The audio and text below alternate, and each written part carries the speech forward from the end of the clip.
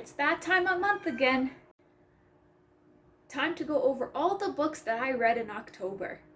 I know it doesn't look like I read a lot of books this October, but October passed in an absolute mental blur for me. You could say that I was in a bit of a reading slump. Some of the books that I read this month, as you will see, didn't help that at all.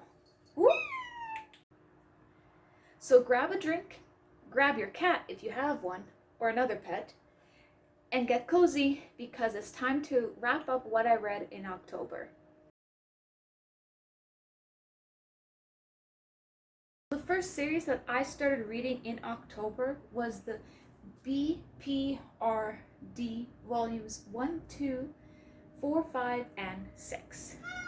And if you don't know what the B.P.R.D. stands for, because I sure didn't before I started these comics, it stands for the Bureau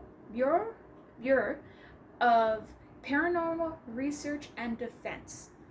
And it is part of the Hellboy kind of like world.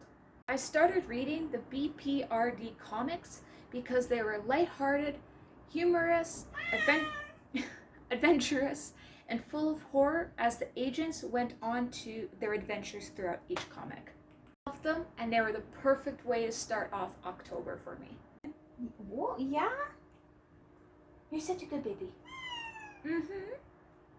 Absolutely, after falling like head over heels in love with From Below by Darcy Coates last month, I knew I needed to get something similar to it for this month.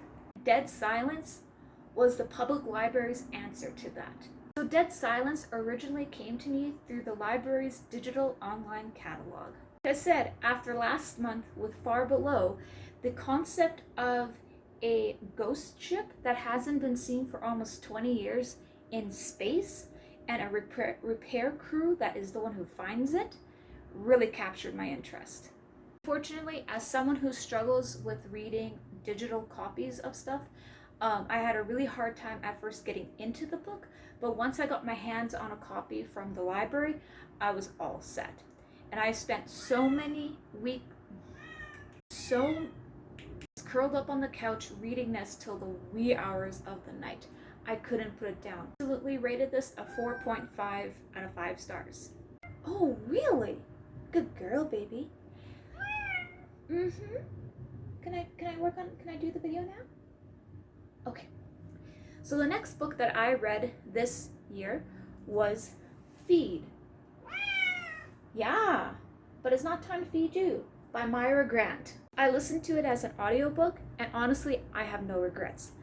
We follow a group of independent newsies for an online blog as they are part of a presidential campaign. If I had read Feed as just a regular print novel, I think I would have been missing out on so much of this book.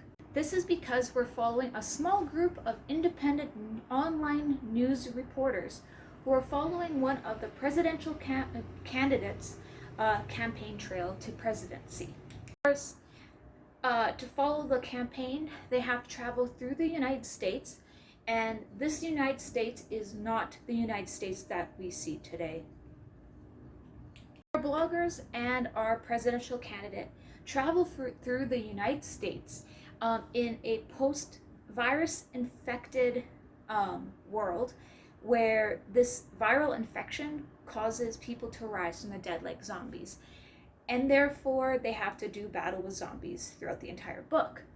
But that is not really the main focus. That's just the world that they're lived in. And I love this book. I don't know what to tell you. I just really enjoyed this book. From a young age, I have definitely been a Stephen King fan. So when I saw this gorgeous hardback copy in really good condition at one of my independent bookstores, I knew I had to grab it earlier this year and save it for October. Atmospheric. It was dark. Emotional for all the right reasons because of the absolutely horrendous and dark crime that happened at the beginning of the book. The story of darkness was absolutely masterfully intertwined with a small town scene, and it added just to the tension and the horror that was this novel, The Outsider. Captivated me the most was the absolute battle that was happening throughout the entire book about perception, belief, and superstition, and how they had to win out in order to solve the crime. But I highly recommend this. I rated it a 5 stars. So unfortunately, the next book that I want to talk about, I have to give a 2.5 star rating. Of Terror, Stories from Haunted Libraries and Bookstores, what was every ghost adventure group's like watchers thing. Or at least for me. In theory, it was. Terror takes us on a whirlwind adventure through short stories and histories of bookstores and libraries around the world that are rumored to be haunted. Unlike the shows and pretty much any other ghostly story that I have read, this one fell flat. The pages weren't page turning as I thought it was going to be, and ultimately I felt like a ghost reading it. A middle grade book called The House by Raelyn Drake. This was a light-hearted middle grade novel that I listened to as an audiobook about 3 friends who go to explore their town's rumored haunted house. It was short, 1 hour long, but I enjoyed it. It was fun. I had a good time. I'm gonna give it a rating of 3 stars though, but that's okay. It's having fun is the most important part. Next up is the ebook Haunted. The incredible true story of a Canadian family who is living in a haunted house. Dorah L. Williams. While I found that the story premise was interesting, I mean, who doesn't want to read a book about a family who is actually living in a haunted house? I do, but I found the writing really tedious and almost boring, which is not what I expected.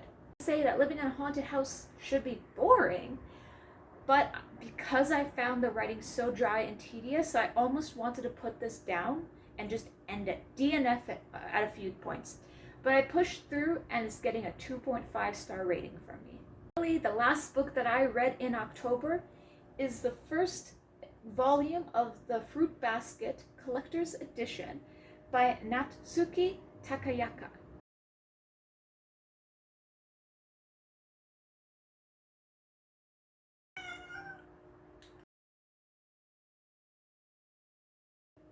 Aren't you a cutie? Yes, you are. Yes, you are.